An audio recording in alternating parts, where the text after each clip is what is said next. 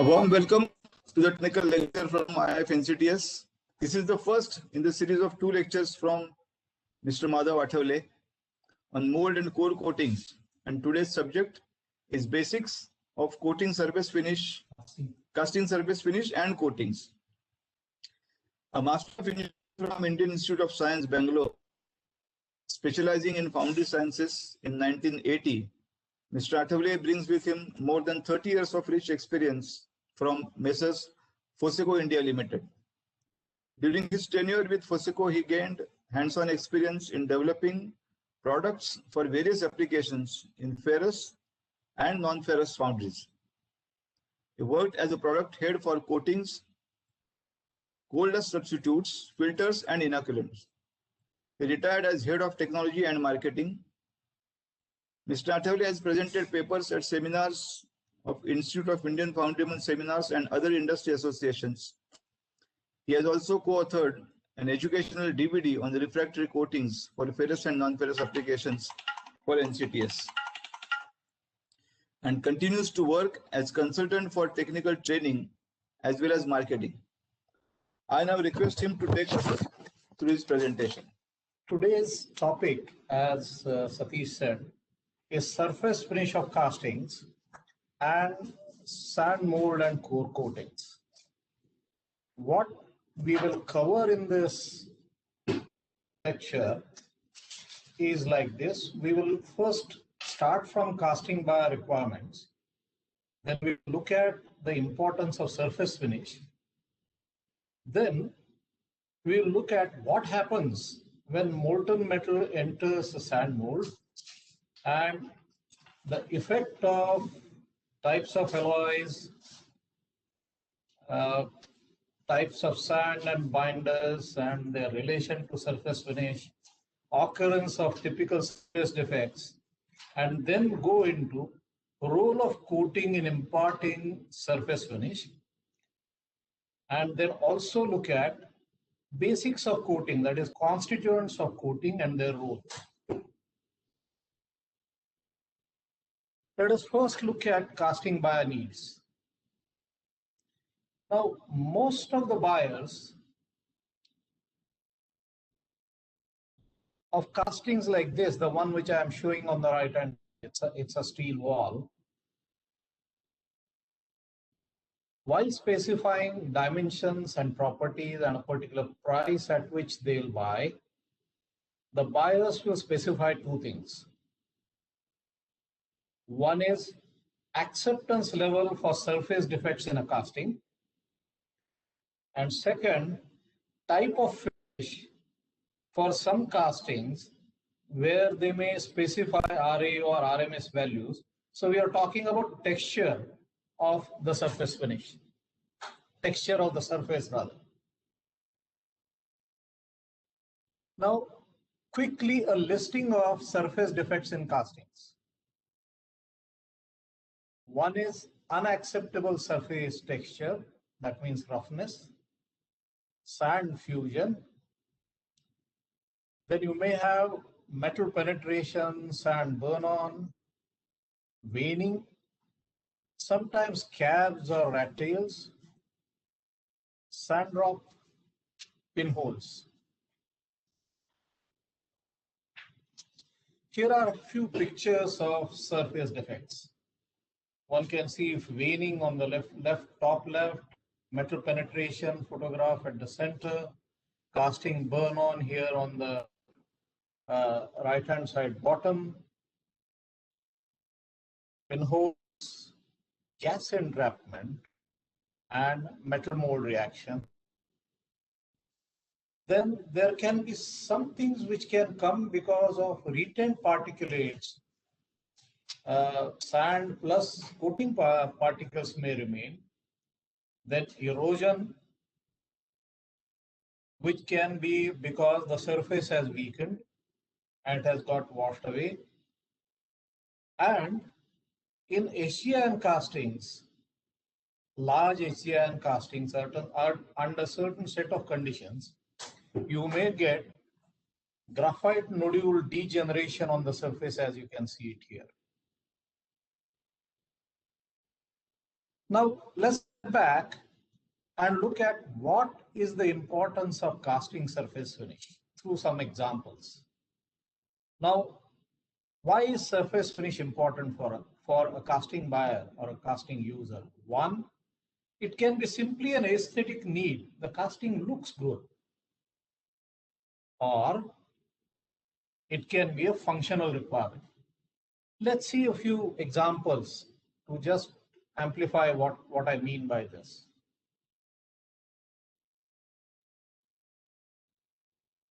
Now, surface roughness is a good indicator of the performance of a mechanical component. For example, say irregularities on the surface, they may become nucleation sites for cracks or corrosion, as can happen in cylinder heads. I have a photograph for you. In aluminum cylinder heads, a rough water jacket sand core surface is known to have resulted, or it has caused initiation of cracks in operation. And here is a micrograph of such a picture. On the left hand side here is the sharp corner on the surface because of roughness, from which this crack has originated, as you can see. For some applications, roughness may be desired to promote adhesion for cosmetic finish, such as painting, powder coating, or plating. As an example, look at these two. This is tabled in a enamel tableware, where after making a casting, then a coating process is being done.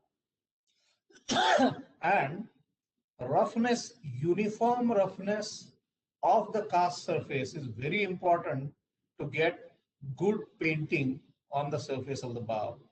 Long ago, when I had visited a foundry in Taiwan near Kaohsiung, I happened to see this particular example. That foundry, using a desaline, was producing the bowls of this type, the castings for this tableware.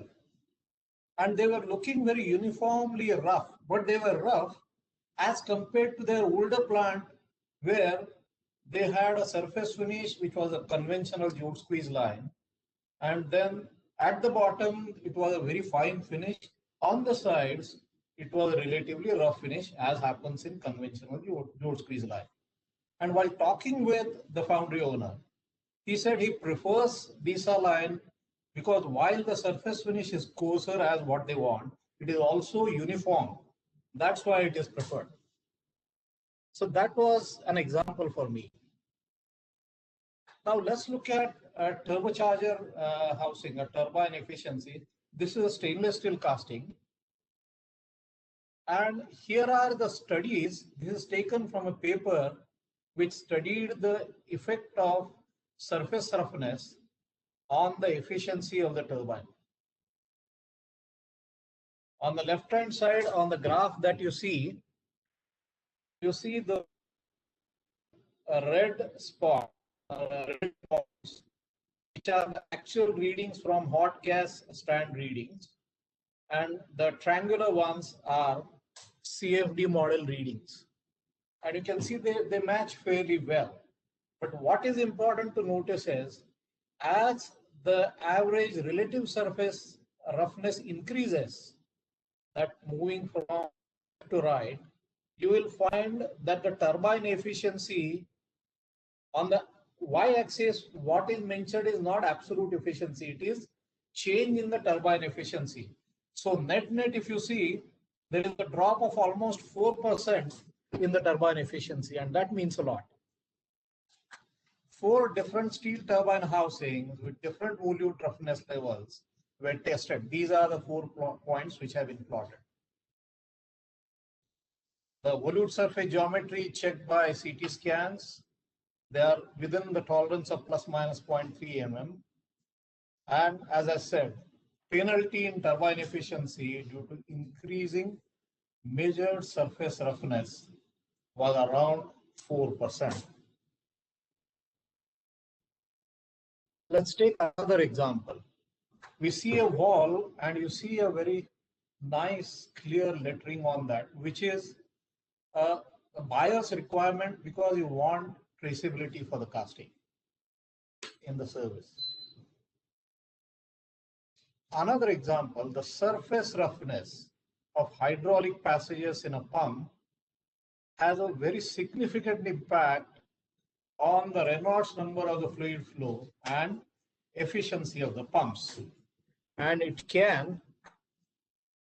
change in efficiency can be as much as 10 to 15%. This also is available with me in the form of an excellent paper which studied this volute passages as well as the surfaces on the impeller vanes. And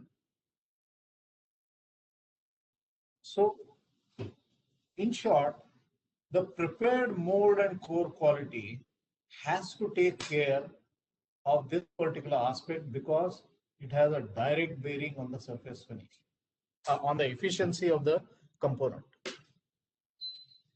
Now, having looked at examples which tell us why, for aesthetic reasons, surface finish is good, I'm sure you would have many more examples like this. How do we go about measuring the surface roughness? The two most common are average roughness, which is a calculation of average length between all the peaks and valleys from the mean line of surface. Then another commonly used measure is root mean square roughness, which is calculated using an algorithm that finds the square root of the average of squares of the value. Basically, RMS turns the surface profile into a sine wave and measures the average deviation of the curve from a mean line. And that means apart from profilometers, one simple good visual gauge is what I have shown, which is cast microfinish comparator, which many of you would have seen. And as you can see, it gives you the RMS values. If you look little closely, you will see for different types of cast surfaces, whether it is die casting, investment casting, shell molds, etc., normal non-ferrous sand, normal ferrous sand, how the roughness goes on increasing.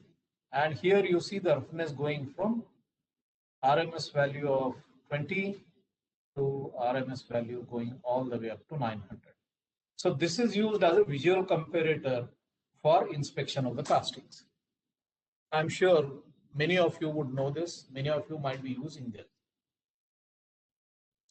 Now, let us look at mechanism of formation of some of these defects or formation of roughness on the casting surface. So in brief, what we are going to look at is metal mold interaction or metal core interaction, which then can result either in a defect called metal penetration or sand burn-on, sand fusion or veining, and sometimes in scabs and all other ones that we saw earlier. But what I'm interested in sharing with you is the physics and chemistry of the surface defects as well as surface roughness. Now, as we said, there are one is your sand mold. What I'm talking about now is going to be all about sand molds and cores. There are mold and core parameters, and there are molten metal parameters. And it is finally the interaction between the two which decides the casting surface quality. What are these molten metal parameters which are?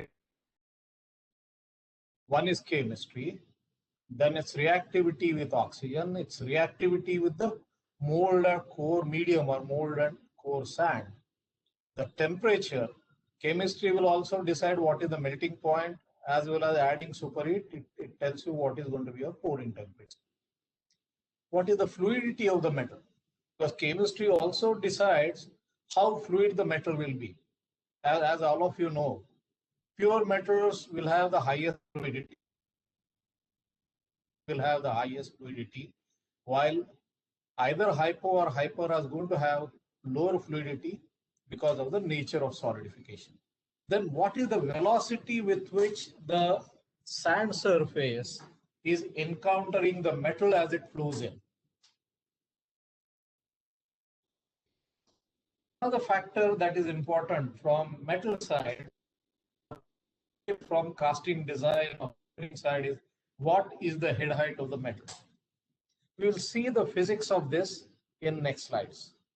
On mold and core side, again, a similar ones, chemistry of the sand. So whether it is silica sand, zircon sand, chromite, olivine, what is the shape? Is it rounded, acicular, angular, subangular? What is the distribution and average grain fineness number, GFN or AFS number, as well as size distribution or grading as we call it. Then what is the packing density as well as the permeability? Permeability is the outcome of the two things. One is the packing density, which in turn is impacted by the shape and size distribution.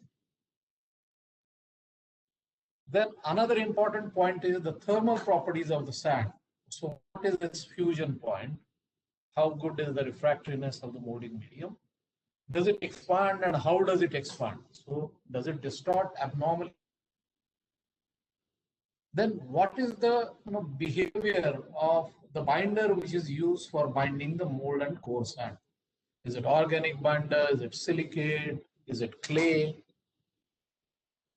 And then thermal properties, so chemical properties as well as thermal properties of the binder system. Generate gas.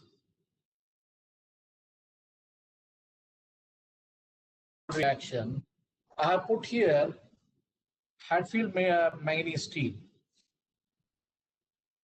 So manganese reacts with silica to form manganese oxide, and then manganese oxide again reacts with silica to form liquid manganese silicate. This is what happens in case of Hatfield manganese steels. I'm taking this as an example. We will see one more when we go into the physics and chemistry. I'm not going through the lower stages, because this liquid manganese silicate, there can be a range depending on the chemistry. Now, the types of sands which are typically used for molds and cores. Most common one is silica. Then relatively less common, but still these days more and more used for manganese is olivine, then chromite and zircon. Zircon, of course, is common for steel castings. Chromite is used for specialized uses, can be used for both steel and manganese steel castings. Another thing that we should remember is both olivine and chromite, they are sort of manufactured sand. They are crushed from the stones, or sometimes you may find deposits. Silica also, naturally occurring silica sand, or one may use, especially in steel foundries, I have sometimes seen people using crushed quartz, which is purest form of silica. I'm not going to go through rest of the properties. All that I am saying is as you move from silica to olivine to chromite to zircon, the density keeps on increasing. Specific gravity increases. Bulk density also increases. Very importantly, sinter point also increases. From 1730 of silica to around 1860 for olivine to about 2000 for chromite and about 2200 for zircon. As regards thermal expansion, silica, because of the crystallographic transformation that it takes place from quartz to tridymite to crystallite, so it expands highest, while olivine is relatively less, chromite lesser than that, and zircon has the least. Metal mold reaction is high with silica, as we have seen in case of manganese steel, even with iron oxide. Polymer has lower reaction. Chromite has lower reaction. Go except in manganese steels. And for manganese steel, it is for the simple reason that there is silica present. When zircon is ZrSiO4 as a chemistry equation, but it is actually ZrO2 SiO2. And utilization, as all of you are aware, silica is commonly used for almost all metals, but then you need to use proper measures like coatings to ensure that you get desired surface finish. Here is a quick look at expansion of sands. As you can see, silica shows very sharp expansion around 573, 575 degrees as the phase change happens. Then there is olivine, chromite, and zircon, which have lesser and lesser amount of expansion associated with them. Now, if there is too dense a packing, there are two parts. One is what is the inherent expansion of the sand, as is seen in this graph.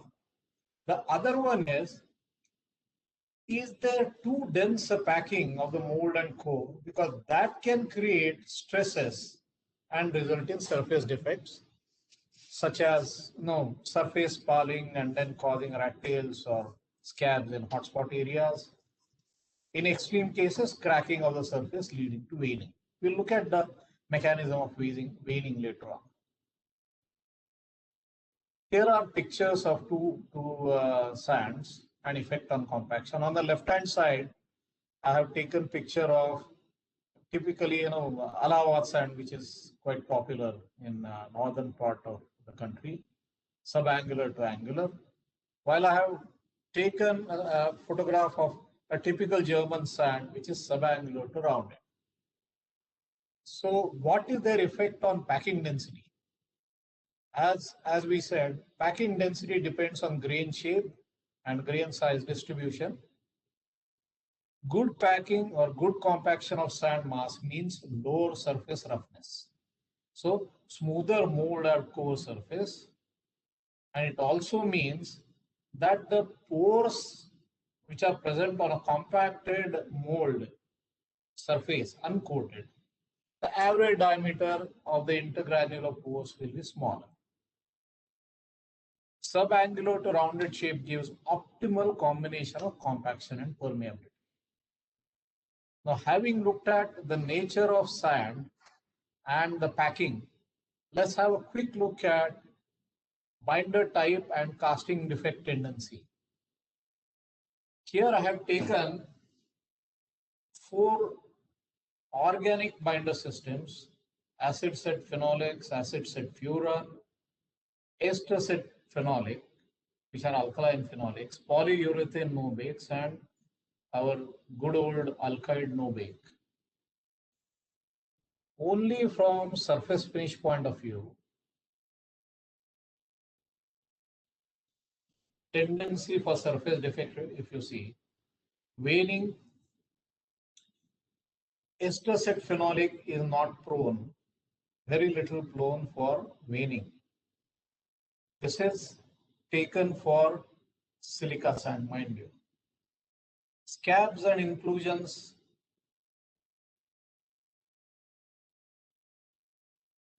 only in alkyd no bake the tendency is more, as well as in polyurethane no bakes. Hot tearing tendency, most of them are less prone or not prone. Lustrous carbon defect, polyurethane no bake will be very prone, while it is rest of them are not so prone. Nitrogen pinholing tendency, we had looked at pinholes as one of the problems. Here, acid set furan resins or polyurethane no bakes or alkyd no bakes, they are prone for nitrogen pinholing because of the chemistry of the binder system. One important omission here really is sodium silicate CO2 system. And sodium silicate CO2 system, in terms of veining and scab, it would have much less tendency for formation of these defects, but it will have higher hot tearing tendency because of its poor collapsibility. Lustrous carbon effect question will not arise there, and nitrogen pinholing tendencies also will be less with sodium silicate binder system. Now let us look at physics and chemistry of surface defects. I'm going to cover metal penetration, different levels, sand fusion. Now, pressure due penetration of a molding aggregate is the title of this slide. What I want you to look at is, here is a schematic. On the left side, what you see, rows of sand grains, which forms a mold or core surface, and there is liquid metal. And through the pores in the sand grain, we see some metal gone in. Now, H is the head height. LP stands for length of penetration inside the mold or core surface. Now, whether metal penetration will happen or not is really a function between the pressure balance between the different types of forces which are acting. The ones which are pressing down are PST, P dynamic, that is pressure, static pressure, dynamic pressure, and expansion pressure.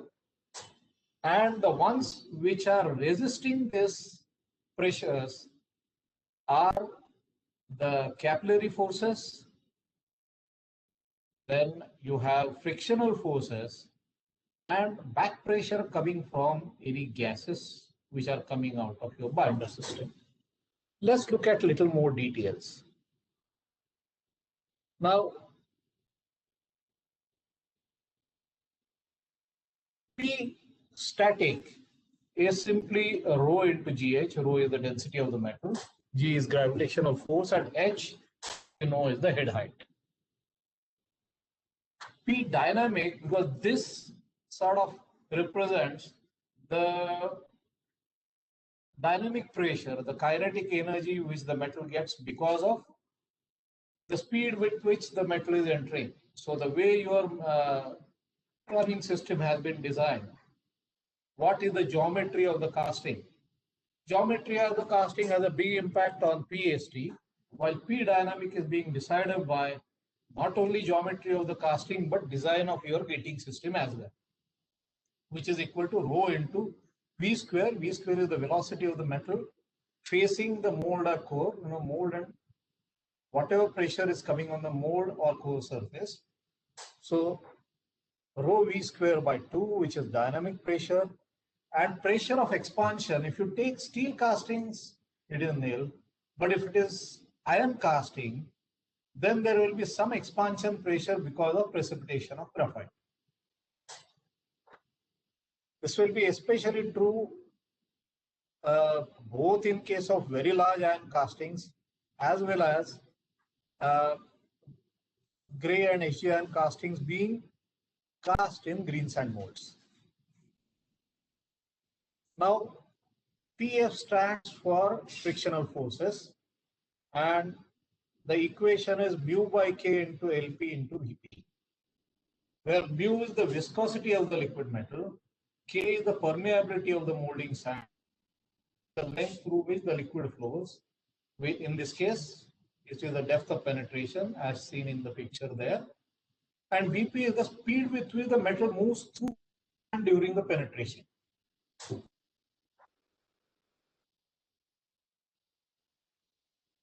Then we have P gamma, which is capillary forces,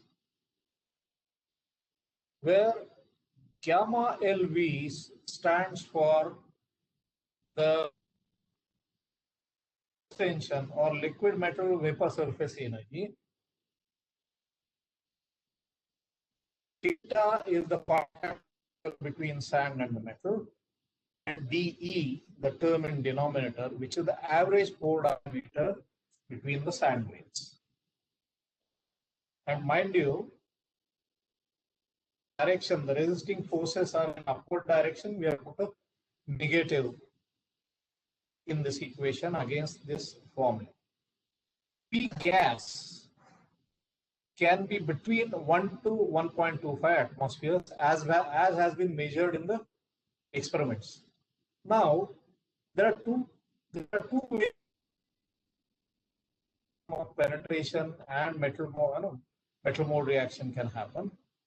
The penetration inside the mold surface will happen when the static pressure plus dynamic pressure exceeds the resisting forces of frictional force and capillary forces and gas pressures.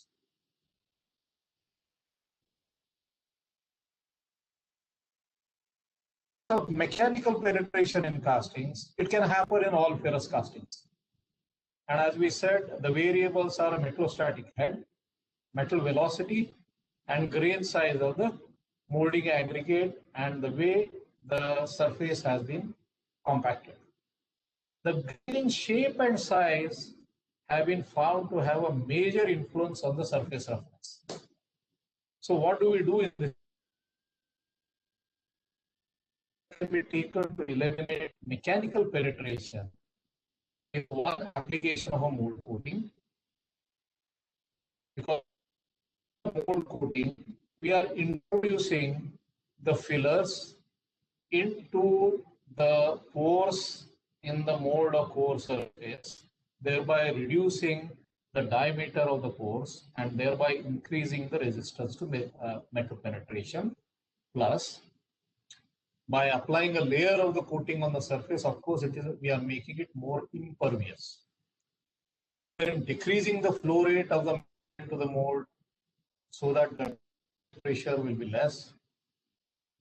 And important thing is choosing such a molding aggregate, the type of sand, the type of binder system, which is less susceptible to wetting. That the metal mold reaction tendency, as we saw in case of manganese steel earlier, can be less. Now let's have a quick look at chemical penetration, and here is a photograph on the left hand side. This is for steel. In case of steel, the reaction that happens is that iron gets oxidized in presence of oxygen in the mold. So twice FeO plus SiO2 coming from the molding medium, it forms Fe2SiO4, which is phthalate, and that wets the sand and that produces the chemical penetration. Saw was mechanical, physical penetration, and now this is the chemical penetration. In our day-to-day experiences, both for iron and steel, we will find a combination of these. There can be simple mechanical penetration, or there can be mechanical penetration which is further exacerbated by the chemical reaction between the metal and the molding sand. So, no, the things which are termed as sand burn-on, sand burn-in, they come into the picture. I have not used those terms here because that was the classical way of defining the metal mold reaction. The experiments, at least in the laboratories, suggested that the chemical metal penetration is predominant in steel castings, even though it can happen in some of the iron castings. But what was found, at least under laboratory conditions, was that only when there is an oxidizing mold atmosphere, then there is a likelihood of chemical penetration. True in case of steel.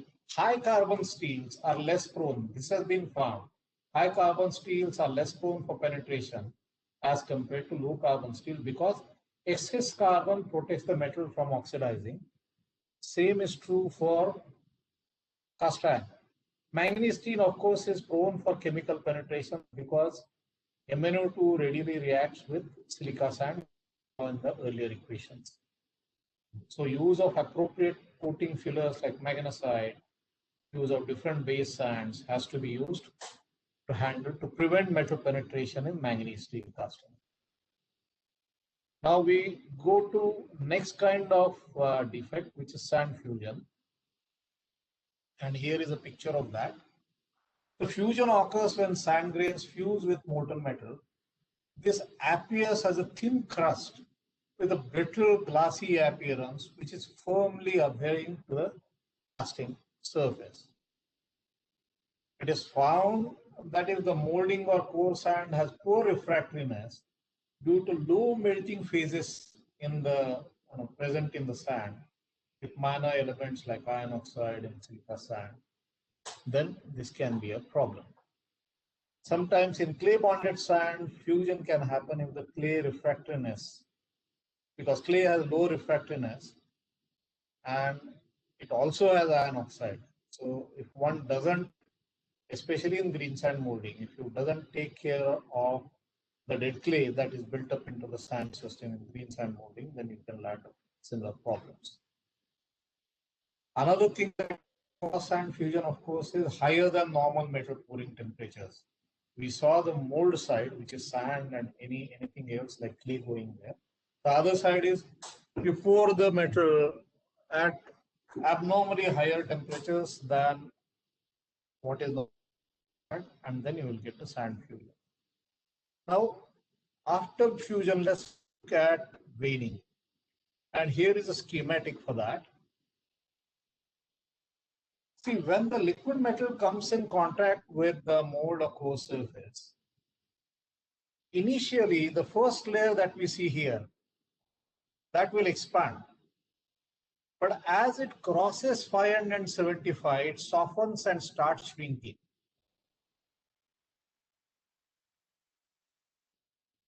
While the layers which are around 575 degrees, they are expanding because of the crystallographic changes which are happening in silica sand. This I am explaining for silica sand.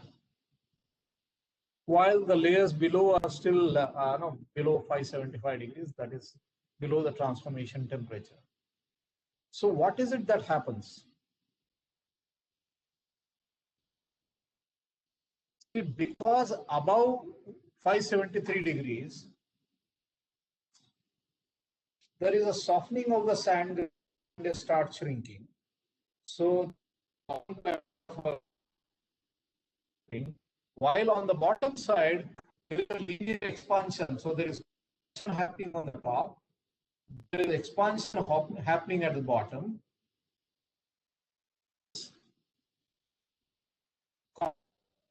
Contracting sand on the surface and expanding sand directly beneath the surface creates tensile failure, and that will cause a crack in the surface and liquid metal gets into it. As you can see, here are a few pictures of veining happening. You can see a section of what looks like a hub. So what are the factors that influence the veining? It is grain size and grain particle distribution. Then intensity of compaction, higher the intensity, it increases the stresses. The base material, is it silica or what is the expansion nature, thermal conductivity of the molding medium? And what is the nature of molding material, binders and additives? Do they decrease the stresses or the suppression of silica expansion due to thermoplasticity? So this also has an effect. What you see at the bottom, I think, is perhaps a section of ventilated brake disc, as you can see. And of course, the casting temperature, role of that we saw earlier. Now, after having looked at the various levels of metal penetration, which is mechanical penetration and chemical penetration and combination of them, as well as veining, and we also had a brief look at the because of the binder. I have not covered scabbing here. Scabbing is much more predominant when there is green sand. Let us look at Now, the role of coating in imparting the surface finish.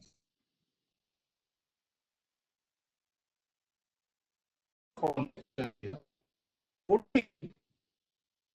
is one of the most used for getting the desired surface finish for the casting.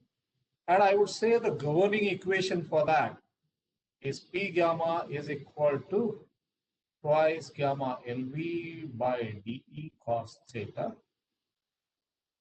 Capillary forces, smaller the dE value, that means finer your sand, better the compaction, the resisting pressure is going to be higher. What coating does is it fills these pores and reduces dE. By having proper chemistry, it will also take care of wetting, which is cos theta, while gamma LV is much more a function of the metal which is being the type of sand or type of refractive in case of surface finish, in case of coating, will also have an impact. That is the way it is going to act in deciding the surface roughness or presence or absence of surface defects. Here is a presentation of how, of a very simplistic, almost basic level.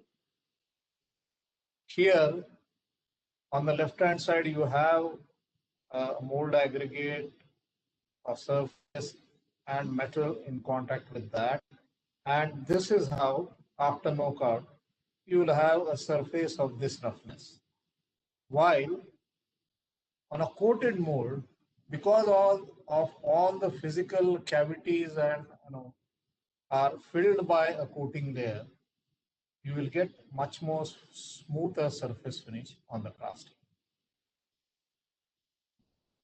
Now let's look at what are the constituents of coating.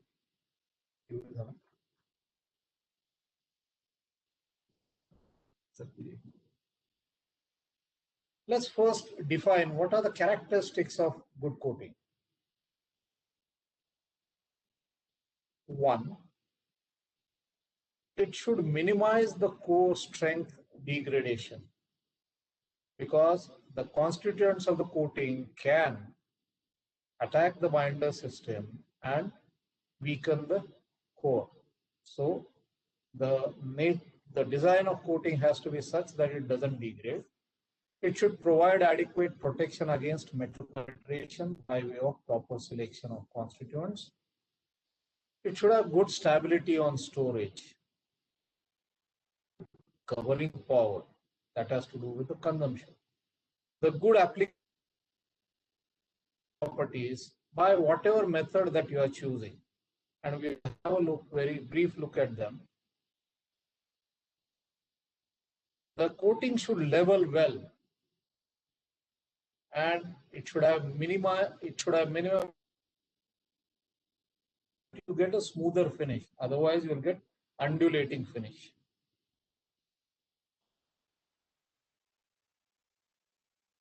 Refractory properties cope with the metal that is being poured. Good adhesion to the mold or core surface. It should not spall, it should not get washed away. It also should have certain level of permeability to minimize air entrapment. It should be fast enough in drying. It should not have any tendency of blistering, cracking, or scaling on drying, because that will disturb the mold and core surface and will cause defects in the casting surface. Obviously, it should have good suspension and good remixing properties in order to ensure that during application, you don't get homogeneous application consistency. Now let's look at what are the basic components of a coating. One of the most important functional part is your refractory filler. Then comes the binder, which helps bind the refractory filler to the mold or core surface. Then you need certain suspension agents so that the refractory filler remains well suspended in the carrier which is used in the coating, which is here. And you would need certain additives to give one. It should avoid any degradation of the coating in storage. Help decide the flow characteristics of the coating, which is called a rheology of the coating, and wettability of the coating with the substrate. That is what the additives do. So again, refractory fillers, binding agents, suspension agents, liquid carrier, and then you have your additives. This is what comes from coating and goes on to the substrate, which is your mold or core surface. Now, what type of fillers are commonly used? Can be graphite, it can be silica, it can be zircon, magnesite, various types of aluminosilicates, magnesium silicates, which is talc. In carriers, most common and most preferred because of environmental reasons is water, different types of alcohols, or in some special cases, there could be some other organic solvents. Binders can be modified starches, clay, sulfite lye, resins, both natural and synthetic. In some cases, sodium silicate, especially in dye coatings, which we are not covering right now. And for high temperature bond aluminum orthophosphate, this is a specialized binder. It gives you high temperature bonding for the coating onto the surface of the mold or core. And then come the additives, which are defoamers, surfactants, preservative, viscosity. So these are the constituents of coating. Let us have a quick look at what these are. Let's look at what is the ASTM definition of refractory. That definition says the capability of maintaining the desired degree of chemical and physical identity at high and in the environment and the conditions of use. This is how ASTM defines a refractory. So both chemistry, physics, which is the right for high temperature use and any other environmental conditions.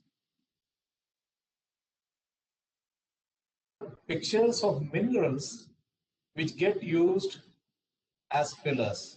Silica is quite common, especially for iron castings. Zircon, as we saw earlier, zircon, we saw it in terms of sand. Now I'm talking it used as a filler. Then pyrophyllite, mica, these are all varieties of aluminosilicates. Then natural graphite or plumbago, which is another very popular filler for especially for iron casting. Deadwood magnesite for manganese steel, but there dead burnt, that is the most important thing, plus MgO content, because usually magnesite will have a as well. So it is essential that magnesite has high level of MgO, like 90%. Sillimanite, which is again aluminosilicate. This is another one which is commonly used in India. As you can see, all of them have center points which are pretty good. Zircon greater than 2200, pyrophyllates around 1600, depending on the chemistry really. Agro has very high center point. Magnesite has got very high center point. And sillimanite also has a decent center point. With the application of the refractive mold and cores that comes in contact with molten metal, The refractory particles tend to fill the pores on drying. I'm repeating this. These are the fillers. The typical gradings which are used for fillers are usually between 200 to 300 mesh. Very quickly, important filler characteristics. Suitable particle shape, what is called as aspect ratio, which is average diameter to average thickness ratio. Higher aspect ratio gives higher reinforcing effect on the coating matrix. This is about coating as supplied. Particle size, as I said, 200 to 300 mesh. Chemically inert to molten metal, so it is not readily wetted. Should not contain volatile elements that produce gas on heating. Consistent cleanliness and pH. This is especially true for those which are processed, like you may have chromite or you can have magnesite, which will carry some gangue minerals. pH indicates whether it is acidic or basic and the reactivity with the metal. It has to be compatible with, see, we discussed about any currently used normal chemical, common chemical binders, but this is slightly futuristic. Whatever you choose has to be compatible with any new binder system may come. Let's have a quick look at carriers. Now, liquid carriers is a medium which contains the coating constituents. It also serves as a vehicle to transport the filler material onto the sand substrate, which is straightforward. It can constitute about 20 to 40% of the coating depending on the formulation that we are using. It has to be dried and removed to prevent gas formation when the hot metal is poured in the mold, because formation of gases may cause casting defects. It also must be compatible with sand binder or refractory. It also must be compatible with method of drying or its flammability or burning characteristics, toxicity and odor, how much labor is required, what is the floor space that is available, etc.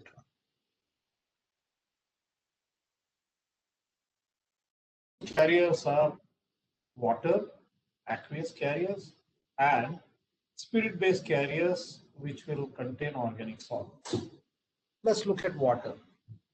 This is the safest carrier from environmental point of view,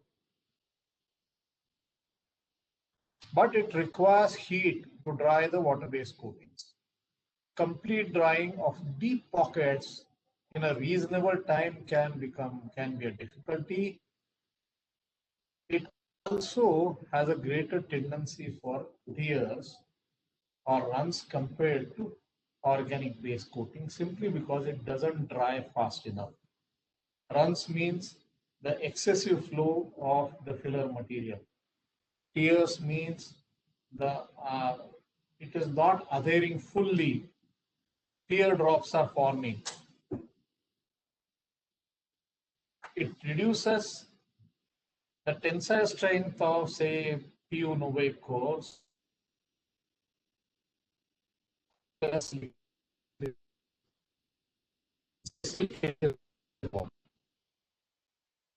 increases the potential for core breakage. It also causes degradation of the core properties in storage. Not so much in some parts of India, as well as many parts of the world, water-based coatings can freely cold climate, so you need to have proper storage. Or solvent-based carriers or spirit-based coatings usually contain isopropanol or methanol or ethanol as liquid carriers, and these are dried by igniting and burning off the alcohol, in this case isopropanol. Isopropanol is large molds and cores, since that has got good combustion characteristics with slow burning front and a moderately hot flame, because burning alcohol also can be a problem when we are looking at large molds and cores. Chance of overheating the sand surface and so sand friability, or fast burning alcohols, lower alcohols like methanol, ethanol, they may burn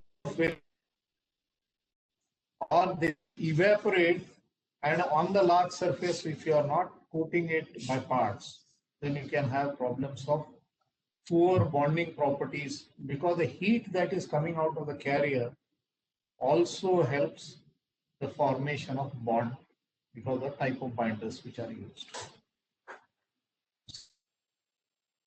Also technically acceptable because it is acceptable with wide range of suspension agents and resin binders. So solvent has to take care of everything. Organic solvent based. Sometimes air carriers such as carbon tetrachloride, methylene chloride, chloroethane, chloroform, in special applications where you don't want to flame out the coating, you want it to evaporate in air itself, but then they are hazardous. Also, their chemical nature is such that they are not as versatile as isopropanol in the formulation of foundry coatings. In many cases, specialized form of gelling media as well. We are considering all the aspects. The organic solvent-based coatings are discouraged because of the environmental issues. Now let's look at carrier liquids, a quick overview, most commonly used. Water, chemical formula H2, methanol H3OH, ethanol C2H5OH, and IPA will be CH3 twice CHOH. They have water at the highest boiling point, and then from methanol to IPA, the boiling point increases. Density of most of the alcohol, they remain around 0.8. Water is 1. Flash point of IPA is relatively higher compared to ethanol and methanol. Evaporation index also. What we mean by evaporating index is it is a ratio of liquid evaporation time with respect to dye as a standard liquid at 20 degrees. That is the way evaporation index is checked.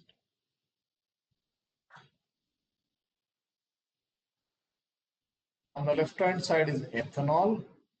Ethanol will tend to give you a slightly bluish film, while IPA will have a yellowish flame and it will be slightly soupy. Let's have a quick look at suspension agents. Bentonite-based clays for water carrier, because bentonite swells and forms gel when mixed with water, but you have to allow certain time for gelling to happen properly. As those of you are familiar with even bean sand molding, you know we check gel index of bentonites. They also control the flow properties of the coating, and these flow properties are designed to suit the application method that is used. Suspension agents can make up from 1 to 5% of the coating. Somebody may ask why such a wide range. It depends on what kind of a filler you are using.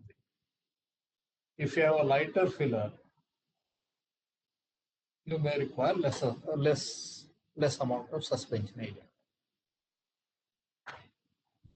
Higher the suspension agent, the tendency for shrinkage cracks when it is dried can happen. Now, bentonites were very common in the earlier days, but now substitutes are used in polysaccharides, certain carboxymethyl cellulose. Then is what, but polysaccharides they require special. So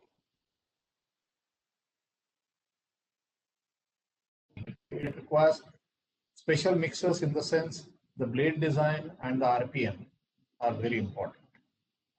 Rotational speeds.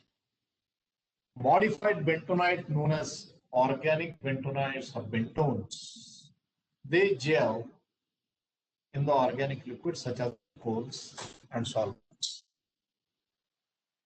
Bentones result from base exchange of inorganic calcium and sodium cation for an organic one, ammonia. Now, examples of suitable suspension agents for organic solvent carriers are hydrogenated castor oil and quaternary alkyl ammonium montmorillonite gel, which is the technical name. We call it as bentones. Organo-modified clays is another terminology that is used. Now, binders. Binding agents are various materials which act to hold the particles of the refractories together and attach them to the sand surface. The quantity of the binder increases as the particle size of the refractory decreases, thereby increasing the surface area for a given ratio in a coating.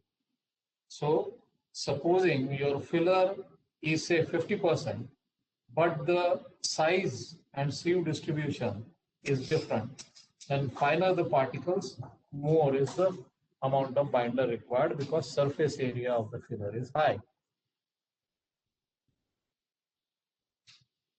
As a matter of principle, one should use the minimum amount of binding agent which is required, but there has to be an optimum level. Too less a binder and you will find that the adhesion is poor and the filler will get washed off as the metal enters. If there is too much of binder, then the coating surface may be brittle, may crack, may give. It may also lead to higher gas levels because resins and organic binders, they evolve gas. So any undispersed binders in partially dried area, molds and core will cause gas defects.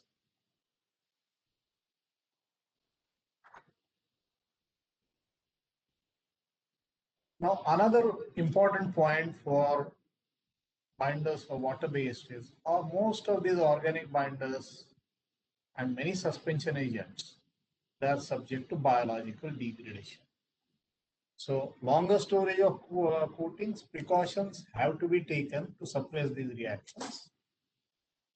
So, usually the coating producers, they will add biocides to prevent the bacteria formation and fermentation.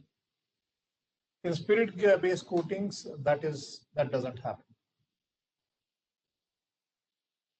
And the binders used in water suspensions are sulfite lye, various types of clays, dextrine, molasses, sugars, phenol-based resins, which are soluble or miscible with water.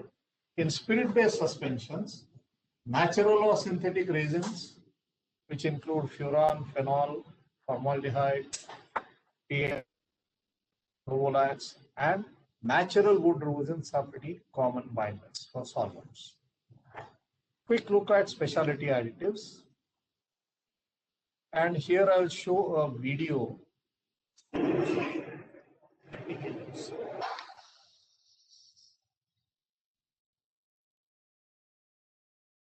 You can see on the left-hand side, the coating is glass at all because there is not enough wetting agent in it. While on the right-hand side, you will find coating adhering onto the surface of glasses. Same can be done even on glasses or shapes made out of glass. There are different tests which the coating developers and manufacturers use. This is one of the common ones to show the effect of wetting agents. Let's have a quick look at rheological behavior. That is viscosity versus shear force or shear rate actually. When we take plain simple water, which is called as Newtonian fluid, because there is no change in the viscosity, when a shear force is applied. So when there is a shear applied, there is no change in viscosity. When there is no shear, still there is no change in the viscosity. I mean, imagine taking a bath of water and putting a core inside it. You'll find that there is no change in the viscosity of the water. Now, here, coatings, we want the coating to remain onto the surface of the mold or core. So, let's look at what we call as thixotropic fluid. What I would like you to imagine is, imagine that you have got a coating which has got a thixotropic behavior. What we mean by thixotropic, that when you apply a constant shear here, applied. So imagine you are dipping a brush into the coating pot, taking it, and then as soon as you dip it inside, the viscosity drops slowly, relatively slowly. It doesn't drop suddenly. And the coating comes onto the surface of the brush. Now, once you start applying the coating onto the surface, see, as you brush out of the coating, there is no shear being faced by the coating, so it freezes. And when you are applying it by applying a force onto the surface of the mold or core, then again the viscosity drops, the coating spreads onto the surface, and when you are stopped, because there is a slight delay in regaining of the viscosity, it allows leveling of the coating to take place. This is called as thixotropic fluid. So we need this kind of thixotropic behavior for coatings which are brushed or swabbed. They allow the application of highly filled coatings, that means filler levels are high, onto the surface, and at the same time give you relatively better surface finish because it levels off. Let's look at the other extreme. A special case of thixotropic fluid is pseudoplastic fluid. In this case, there is a very sharp drop in the viscosity when you apply the shear, and it remains low. And as soon as the shear force or shear force is stopped, shear rate is stopped, then the viscosity comes back to the original level very quickly. So I'm showing it as sharp drop, remaining low at low level, and going up very sharply. So this is the kind of viscosity behavior that is required for our dip washes. Imagine the core being taken and dipped into a bath or a tank of a coating. As soon as the core enters the liquid coating, its viscosity drops and it spreads and covers your coating, all the nooks and corners of your complex core, maybe ventilated brake disc, maybe a water jacket. And as soon as you have taken the core out of the coating bath, it freezes in place. So it stays onto the surface. So this is what is required for a pseudoplastic, required for a dip coating.